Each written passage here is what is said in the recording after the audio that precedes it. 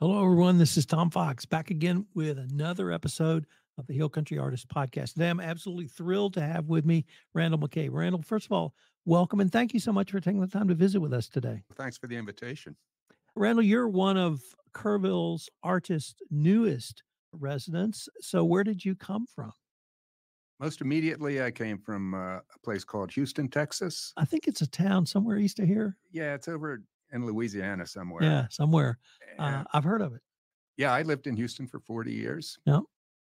but started coming to the Hill Country back in the mid 80s and learned about Kerrville then.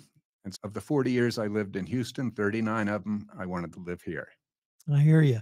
I went to Camp Stewart as a little boy in the 60s. Did you? And fell in love with the Hill Country then. And I said if I could ever have the chance to move here, I would. And I did. So here I am. Tell us, one of the things I've enjoyed about this podcast series is finding out when people really fell in love with art. And sometimes it's been a 6-year-old girl who had a crazy aunt who made her paint. Sometimes it's been in a high school art class. Sometimes it's been a woman who retired and age 67 took up painting. But what's your journey in art? Wow. It started early. I was very good at drawing as a little boy. And up through high school years, I usually spent more time making drawings in my room than doing the homework. But my mother was a nice artist, a good artist. And so I was maybe predictably sent to college after high school to study architecture. We've heard that story too. Yes. But I spent all my time taking art classes and drinking beer and having a good time. And I was halfway through my sophomore year, spring semester sophomore year, I decided to withdraw and wrote the dean a letter and backed out of the college scene altogether because I knew I was spinning my wheels. Long story short, I spent 4 years in the Navy after that and ended up, after a number of peregrinations, ended up in Seattle, Washington, working in a shipyard and taking art classes at night. And I did that for a year. And I found it so rewarding and worthwhile that I quit my job at the shipyard and started to study art full time at a place called the Cornish College of the Arts out in Seattle. It was called the Cornish Institute back in those days, but they have upscaled themselves over the years. It was a great place. What brought you to that little town called Houston? I say there's a lot of reasons. The short one is I really never felt comfortable in the Pacific Northwest. I think it was the climate, moist and cloudy most of the time. And I decided I wanted to go someplace that was sunny and warm. And Texas has always been a mysterious place for me since I was a young boy. And I just decided Houston would be a good move. Fourth largest city in the country. This was 40 years ago. I think it's still fourth. And here I am. It was near the Gulf of Mexico, which was important to me. And as far as the sunny and warm went, I think maybe I overreacted a little bit. But Maybe add a little humidity in there. yeah, I grew up in Philadelphia. Okay. And it gets just as hot there, just as humid there. It just doesn't last as long. So strangely, when I got off the train in 1984, I came down from Seattle on the train with a backpack, the deal. And it was 104 degrees in Houston that day. And I stepped out of the air-conditioned train and said to myself, I'm home. I love it. And I haven't regretted moving here, not for a second. So did you engage in your passion around art in the time you lived in Houston? Oh, sure. Yeah, I was an exhibiting artist for all these years. What's your specialty, if that's the right word? Paintings and drawings. I don't know how much you want me to go into besides that right now. But yeah, Landscapes? two-dimensional visual artist. I don't do sculpture, no performance. What else do you want to know about that? Well, tell us a little bit about the art scene in Houston when you got there and what you saw it evolve to. The art scene in Houston was a mystery to me. There were a lot of art galleries, and I didn't know anybody when I moved to Houston, so it was tough breaking into the art scene, so to speak. And for a number of years, I didn't.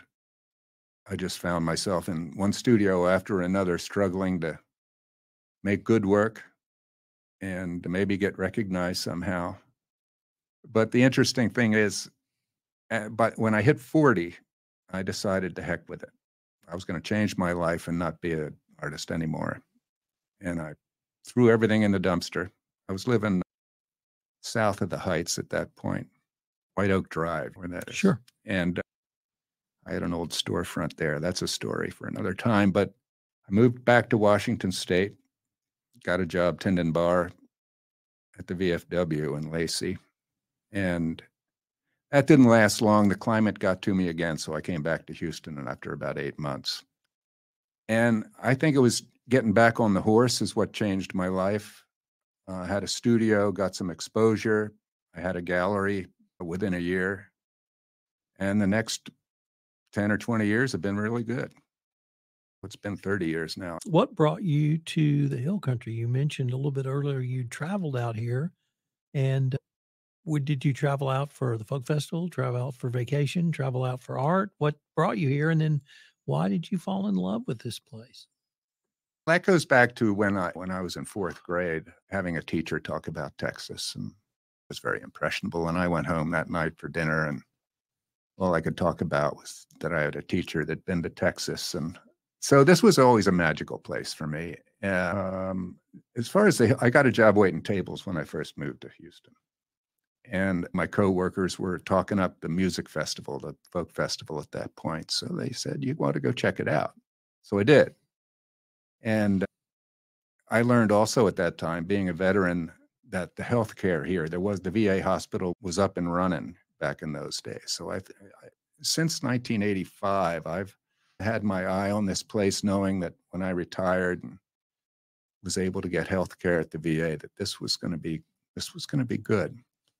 And as I drove around the Hill Country over the years, it's a magical, mythical place. I spent a lot of time at Enchanted Rock in my tent. I love that park. And I don't know, what's not to like, really. So I was 8 years old the first time I came out here and lived in Houston, and I was at a boys' camp and on the Guadalupe River, which I thought was about the most beautiful thing I'd ever seen. And I'd never seen bluffs before. And I just remember being overawed by bluff over the Guadalupe. And to me, that was as tall a structure as you could have. So believe me, I still, every time I drive from the airport in San Antonio back home now to Kerrville, I still come here with the eyes of an 8-year-old boy and that magical feeling. So it's pretty cool. But so did you retire from your gallery in Houston and move out here? How did that part work? During the course of the years, I was in and out of a couple of galleries, and I haven't had a gallery in a long time now. So I'm freelancing, getting shows here and there, have no representation. I've been working day jobs for 40 years, too. I never made a living making art. That's crazy to think about. But it was the goal. But no, yeah, I've had a lot of day jobs, tending bar mostly. I tended bar for 15 years in hotels, which was great back in the 80s and 90s because things weren't as tight back then financially, and they fed you and did your laundry. And yeah, there's a lot of stories there too. But I eventually got hired on at Rice University to supervise their wood shop for the art department. And that was a good gig. It was a day job. And when I got hired there in 1997, I decided I'm not leaving this job. And so for the next 22 years, I did that. Wore a number of hats over there over the years, but retired from Rice in 2019. They gave me a solo show, and then COVID hit. And so for the next couple of years, I think the world just ran in place.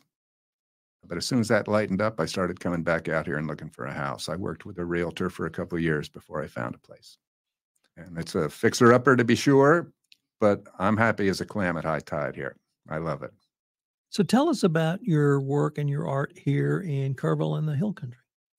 That's an interesting metamorphosis. My work has been abstract for the most part for 25 years. I was taught at Cornish with a modernist view to contemporary art. And the influences on me in my early days were always the Asian ink painters from China and Japan, the simplicity of the work, the unaffected nature of the medium. And so over the years, I became fascinated also with the scribbles of small children. And I have tried since then for 45 years or so to bring those two sensibilities together. So without looking at the work, it evolved into a series of linear circular scribbles and whatnot. But in 2005, I was out at Enchanted Rock after a trip to Alaska. I love it there too, almost moved there.